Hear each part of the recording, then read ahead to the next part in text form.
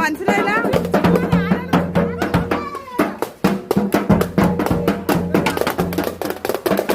പേടിക്കും വിചാരിച്ചാണ് നോക്ക്.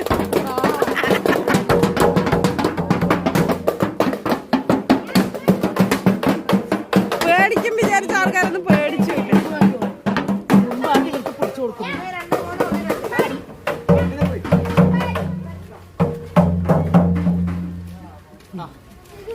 ഇവിടെ രണ്ടെണ്ണം ഉണ്ട്.